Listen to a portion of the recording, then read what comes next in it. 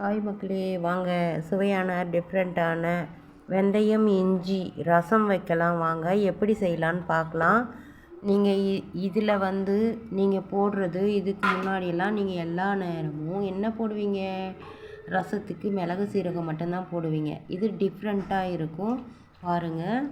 இந்த நடுவில் தண்ணி எதுக்கு ஊற்றுறன்றதை நீங்கள் தெரிஞ்சுக்கணுன்னா பின்னாடி லாஸ்ட்டில் சொல்கிறேன், கேளுங்க.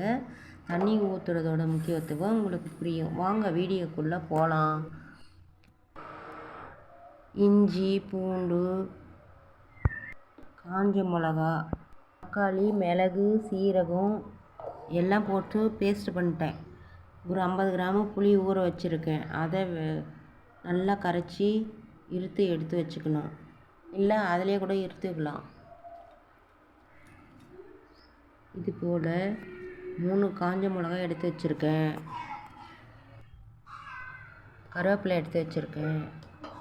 நடுவில் நம்ம எல்லா வேலையும் பார்க்கணுன்னா இந்த சாதமும் எடுத்து வச்சுருக்கேன். நடுவில் அந்த சாதமும் வடிச்சுக்குவோம். காலையில் டக்குன்னு வேலை ஆகணுன்னா அதெல்லாம் நம்ம செஞ்சுக்கினே வந்தோம்னா எல்லா வேலையும் குயிக்காக முடிஞ்சிடும்.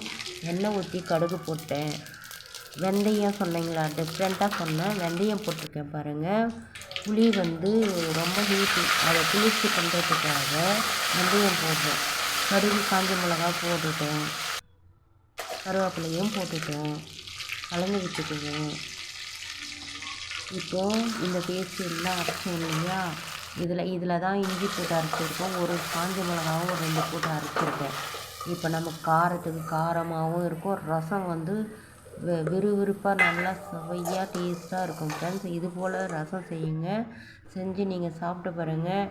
நல்லா வீடே கமன் மணக்கும் ரசம். கமக்கும் ரசம். இது போல் வச்சு சாப்பிடுங்க. சால்ட்டு போட்டுக்கோங்க. சால்ட்டுனா உப்புனா எதுனா உங்களோட விருப்பத்துக்கு போட்டுக்கோங்க. நான் 50 கிராமுக்கு தேவைக்கு போட்டேன். இப்போது நான் 2 சொம்பு தண்ணி ஊற்றுறேன். எனக்கு தேவையான 50 கிராம் புளிக்கு 2 சொம்பு தண்ணி ஊற்றுறேன். உங்கள் தேவைக்கு நீங்கள் எவ்வளோ தண்ணி ஊற்றுறமோ ஊற்றிக்கோங்க. ஊற்றி நல்லா கலந்து விட்டுருங்க.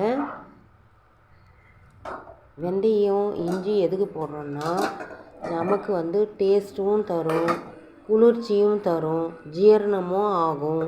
இந்த மாதிரி டைஜஷன் ப்ராப்ளம் இல்லாமல் நல்லா இருக்கும் ஹெல்த்து. இப்போது இதை பாருங்கள். இப்போ நல்லா கொதிச்சிடுச்சுங்களா.